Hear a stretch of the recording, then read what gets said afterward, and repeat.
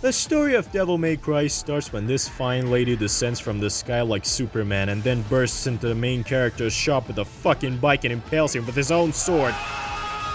Ladies and gentlemen, this is how you start a video game. As soon as Dante gets the upper hand, she says that she's actually not his enemy, and that they should go kill this dude called Mundus. Now Dante faces two choices here. Kill the bitch, or trust the person that almost murdered him a few seconds ago. He trusts her because she looks like his mommy. What a brilliant idea. I'm sure that's not gonna bite him in the ass later. So she takes him to an island with a humongous castle that's full of little orbs that look like they're going through some kind of cock and ball torture. Then she just leaves. Why? The first Devil May Cry is such a bizarre game when it comes to atmosphere. On one hand, you have funny-ass cutscenes and a stylish combat system with sexy action tracks.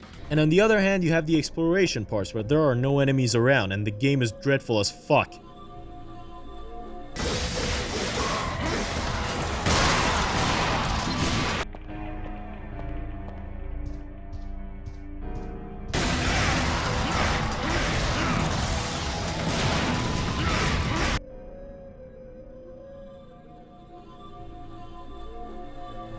It feels like two different games combined together. They are so different that Dante even has two completely different voices for cutscenes and gameplay. Whoa, slow down, babe.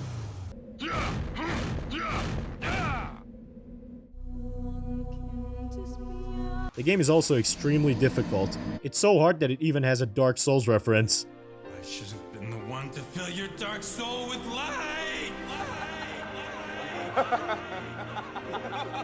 It eventually gets easier when you upgrade your weapons and learn shit like grenade rolling and double jumping, but the first few missions are agonizing. By the way, Dante can't perform a double jump in the beginning of the game. What a pussy. DMC1 is a PS2 game, and if there is one thing most PS2 games have in common, it's having a shitty system when it comes to checkpoints and life mechanics. In GTA games, you can't save your progress until you get to a safe house. In Resident Evil games, you have to find items called ink ribbons to be able to save the fucking game. Don't have any ribbons? You're fucked. And in Devil May Cry, if you run out of life orbs, you have to replay the entire mission. Oh, you can't defeat that boss? Too bad, loser. Have fun replaying the same fucking mission for 3 hours. The island is full of deadly enemies. You have Pinocchio's friends fucking around in the castle all the time. You have evil mosquitoes. They name these guys nobodies for some reason. Spartan lizards. Fetish.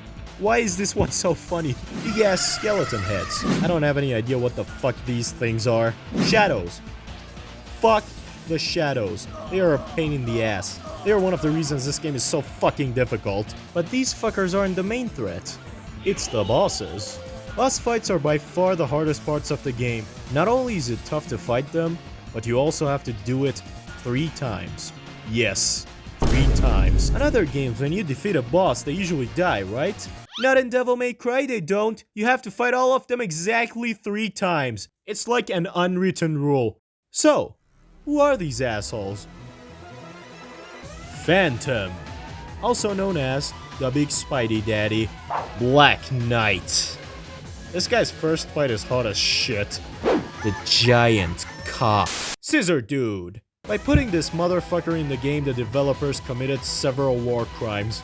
Nightmare. Get it? Because fighting him is a nightmare. But none of these bosses are nearly as powerful as the main boss. The Big Bad, the breaker of controllers, the enabler of rage quits, the most powerful entity in the game, the camera! You see, when you're fighting Nightmare for the 3rd time, you aren't just fighting Nightmare. No, you're fighting Nightmare and the camera. We porn enthusiasts call it double penetration. Fighting the final boss isn't even half as hard as fighting the camera, but he's officially the main boss. So who is he? Mundus. This guy talks a lot of shit. So sad that humans will always be humans. No more.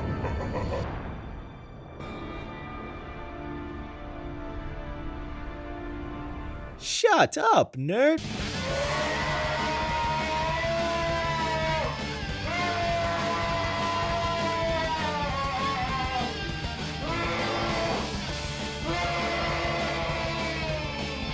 This game has so much weird shit that I can't even fit all of them in one video. It has minigames that come out of nowhere and last like 2 minutes and then they're gone forever. It has underwater levels in first-person view. Why the fuck would they even do that? It has hilarious cutscenes. It has the most hilarious cutscenes. On one of them, you have this guy pulling off a bunch of sick moves with epic music playing in the background. On another one, you have Dante getting impaled by a sword. Again! That fucking idiot! He fell for it again! And on all of them, you have characters constantly saying stupid shit. Like... The sky. It's so clear. So blue. The sky is fair. It'll always be above everyone's head, no different.